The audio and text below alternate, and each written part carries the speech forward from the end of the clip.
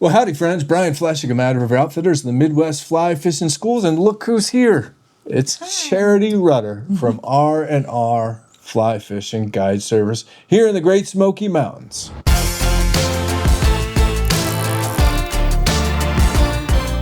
So, Charity, a couple days ago, you and I went on a dry fly excursion, hiking up one of your favorite streams, which thank you for sharing that with me. You're welcome. But we wanted to take a few minutes. We didn't get a chance to talk much about the tackle or the flies when we were on the water because we were ready to go fishing. We were dialed in. We wanted to go get some fish. Yeah.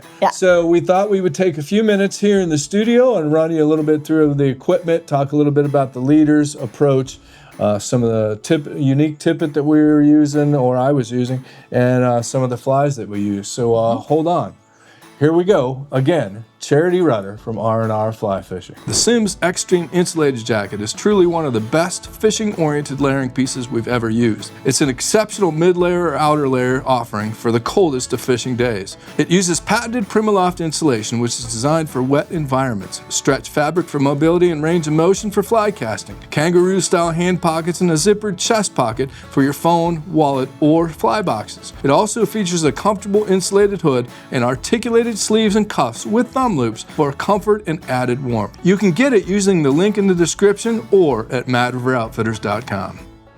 So, Charity, you and I did a dry fly excursion the other day. Well, we had a lot of fun, caught some nice fish, but we didn't get much of a chance to talk about our gear. Right. So I just wanted to kind of do that, a little bit of a gear loadout, talk a little bit about flies, and then talk a little bit more about what we were doing at some of your flies. You were also fishing a dry dropper.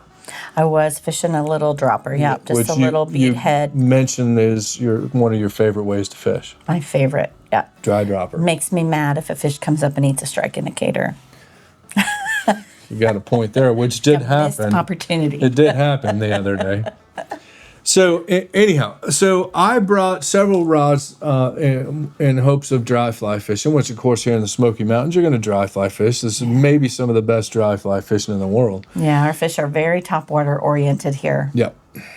So I dug out an old Scott G series, and this is an 8-foot, 8-inch 2-weight.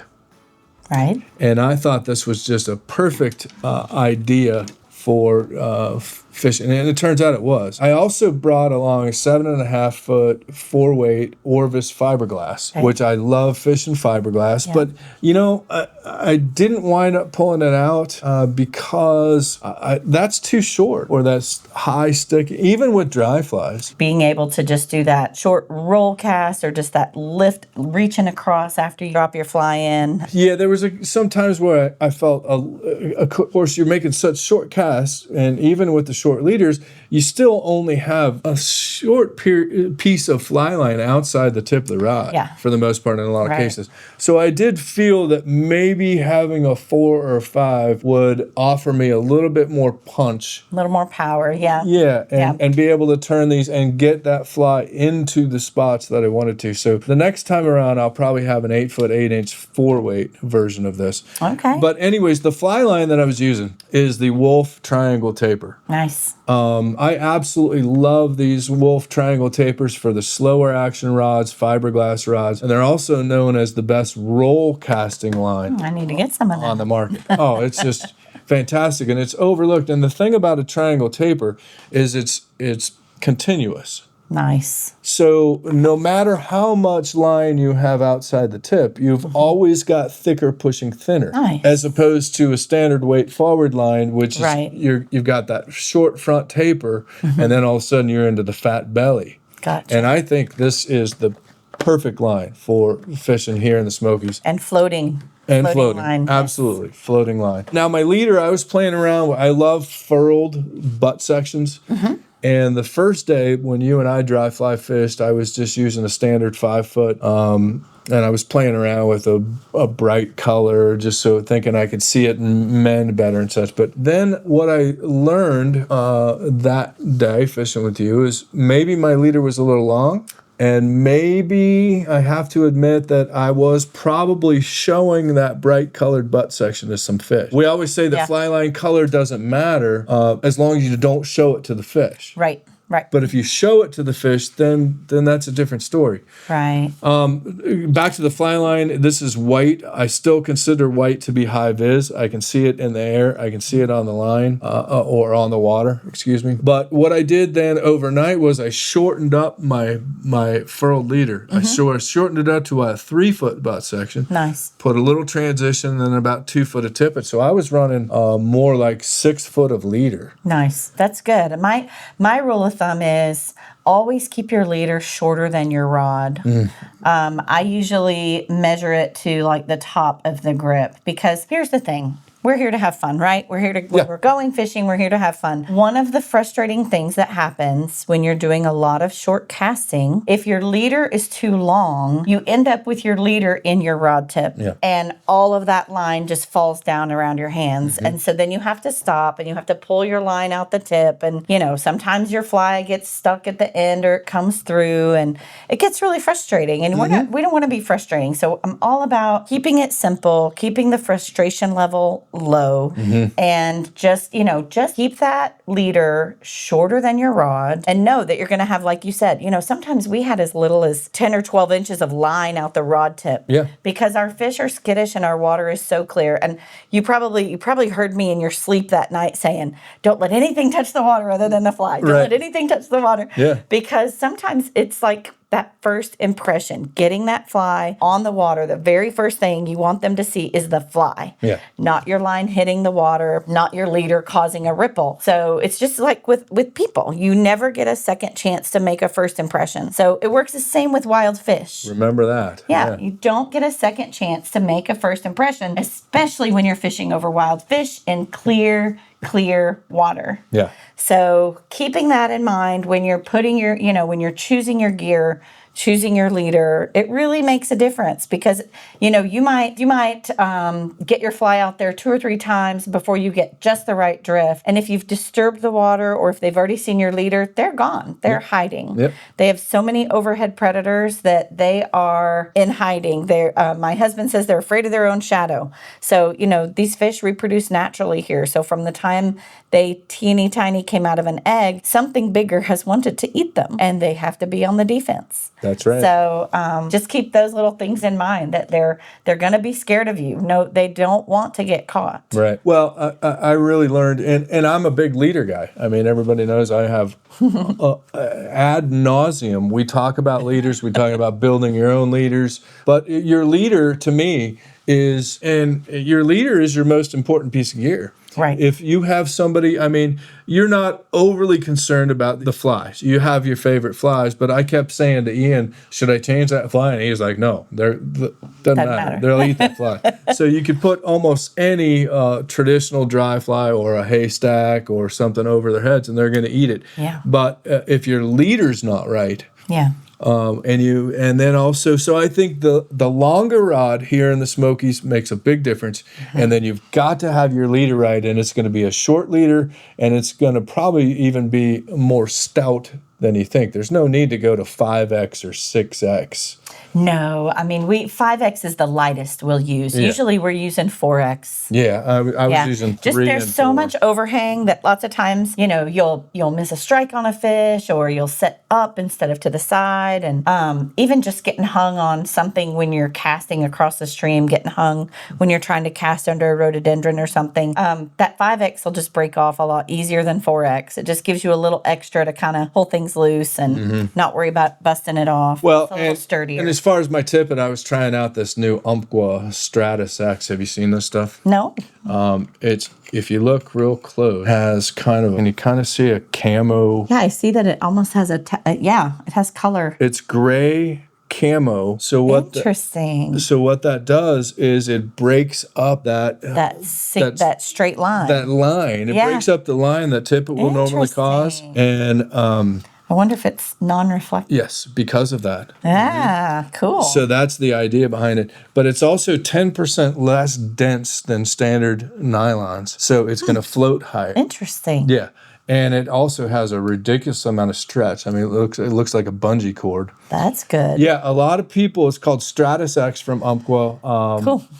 I don't know that this was the ultimate test for it, but there's been a lot of people. Craig Matthews out in Montana, he said this is the best game-changing dry fly tippet, the best dry fly tippet ever. Nice. So, We're going to have to get some of that from you, too. We don't have a shop. We're just a guide service, so...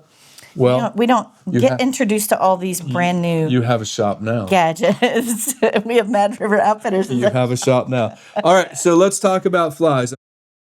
I mean, Okay. some of the flies I was using, the day that you and I were fishing dries, I was fishing a stimulator, a little yellow body stimulator. And I was fishing a haystack. You were fishing a haystack. In fact, I heard quite a few times yesterday, we were fishing brook trout yesterday, and Charity kept And I saying, was fishing a haystack. you want a haystack? You want a haystack? You want a haystack? No, I got this.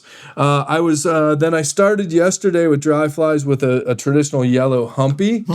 Of course, just a traditional dry fly pattern.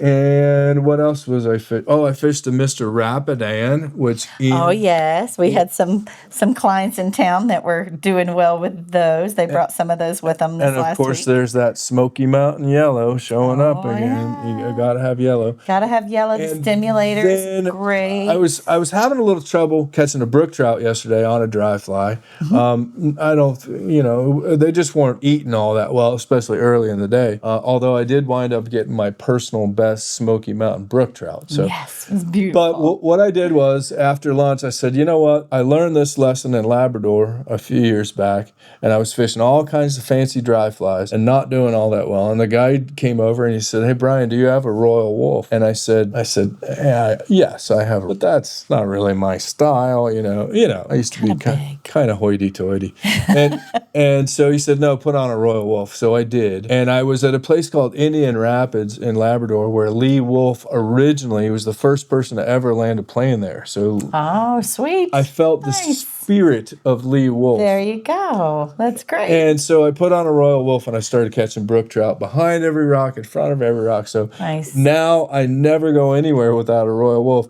So after lunch, I said, you in my box. you know what? I'm changing over to a Royal Wolf. I know this story. I've Yeah. been here before. And sure enough, I wound up getting a nice one, and then I got my personal best. You did. Both That was on the Royal great. Wolf. Right there at the end of the day, it was perfect. So that big fish at the end of the day was awesome. Yeah, that was really neat. Yeah. So the haystack, we've heard a lot about that.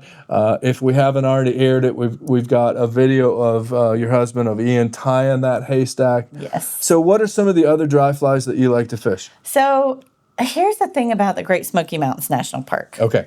I'll tell you a little story. About 20 years ago, Discover Life in America came to the Smokies to do a biodiversity research. They wanted to see if the Great Smoky Mountains National Park could be classified as a biodiverse ecosystem. They were supposed to be here 6 months. They stayed 2.5 years, and now they've built right after built a research center over on the other side of Gatlinburg and Twin Creeks in the national park. They found so many species in the Smokies that they didn't even know existed. 19 new aquatic insects that had never been discovered, they found right here in the Smokies. Since then, I think it's beyond 60 aquatic insects that they have found new. I could be wrong on the number, Sure. but it's a lot. So they found all kinds of things. But for me, the aquatic insect was like, ooh, trout food. They're finding more and more. So we always knew that our fish were not as picky about the flies as they were about the drift. So we use a lot of really basic pattern. If I could only use one fly ever, it would be the Parachute Adams. Okay. Parachute Adams, size 12, size 14, is an incredible fly. Make sure you have that in your box if you come to the Smoky. I probably have a couple in here that are a little bit bigger than that one. That's a great big one. That's not. But anyway, Parachute Adams for sure. Stimulators are great. Yes. This time of year especially, we've got lots of little yellow stoneflies coming off. We've got lots of mayflies hatching. Spring, yellow, great. It's also a good one in the fall. It also holds a little dropper really well. That big wing really supports running a little bead head underneath. Got a little Zelon nymph there. That's usually my go-to. A dark colored small bead head is my go-to dropper. The high vis on a parachute makes a big difference too. We've got so much white water and so much bumpy water here that having that little high vis on that makes a really big difference if you're having trouble seeing your fly, seeing where it's drifting. Also, elk caddis is a great fly. And here's what I'll tell you. Here's what I'll tell your audience. This is what I tell people when I'm teaching them. If you go into a fly shop to buy flies, don't feel like you have to know the name of every fly. Because let me tell you a secret. The trout don't know the name of the fly. They don't speak Latin. They don't speak Latin. Or English. And they don't know who Lee Wolf is. No. But they know that they're eating things that are about this big and yellow or this big and brown. So ask your shop, what are the fish eating? What's hatching right now? What color is it? How big is it? Or just go down to the river and watch for a minute, turn over some rocks, see what's moving around, and pick based on that. You know, a lot of people will show up to fish with me and they'll have a whole selection of flies and they're like, I don't even know what to do with this. I don't know what these are. And I'm like, well, let's look for a minute. But these basic patterns, you know, so many of them could look like the silhouette in the water could look like a stonefly or a mayfly hatching or a caddis. Those are the 3 basic bugs we have. But of each of those categories, there are so many different shapes and sizes of mayflies, stoneflies, and caddis that are moving. And you're never going to be able to figure that out. So no, so you just try it. Get your, you know, if it's working, great. If a fish comes up and looks at it and doesn't eat it, maybe wait a minute. Was it your cast or was it the fly? Try to cast it again a little differently, drift it a little differently. If they refuse it again, show them something different. That's right. Maybe they got hooked on one of those yesterday and it bit them back, and so they decided they don't want to eat one today. That's right. You never know. Well, and here almost as much as anywhere in the world, it's not so much what it looks like. It looks like some sort of food. If you bought it at a fly shop or tiger sale, it has to act like food. Yes. That's the biggest thing. Like you said, it doesn't matter what the name of it is. So just get yourself a handful of generic high floating, even traditional style dry flies like this haystack. That thing is just not going to sink. I mean, it's made out of mostly deer hair. Yeah, it's a little harder to see because of the color. Yeah. And when it gets hard to see, I just use like a frog fanny or some kind of a desiccant powder that makes this wing ride a little higher, and it just makes it a little more visible for us. To be able to see it if it's got that powder on it. So, if you can't see the fly, you're not going to see the take. So whatever you choose, make sure you can see it when it's drifting. That's the most important part. Fly fishing is really visual. You want to be able to see your fly so that you can set the hook when they eat it. More great advice. Simple. Set the hook when they eat it. Set the hook when they eat it. All right, let's quit talking. We're going fishing this afternoon. Let's quit talking and let's go fishing. Let's go. Well, Charity, thanks again. Thank you so much welcome. for your hospitality this week and great. Everything that you've done for us. And so great to reconnect and hear your stories and share it with our folks there. So just a few pointers and tips on what we were doing in the dry fly episode. I'm sure you've seen plenty of footage here, and make sure to see the full episode of Charity and I dry fly fishing here in the Great Smoky Mountains, which of course you dry fly fish, but we did a nymph episode, we did a tenkara episode, we covered all the bases. So that's a lot. Yep. So thanks again. Great to be with you guys. Remember to check them out at R&RFlyFishing.com. Also, you can check out IanRutterArt.com. Of course, check out MadRiverOutfitters.com, but you already know that. So thanks as always, friends, for being here. Again, special thanks to Ian and Charity Rutter. We really appreciate their hospitality and putting up with us here this week here in the Great Smoky Mountains. So be sure to subscribe to our YouTube channel. It's free, and that way you don't miss an episode. Hit the like button, sign up for our monthly newsletter, and stay tuned. We've got a ton more fly fishing content coming your way.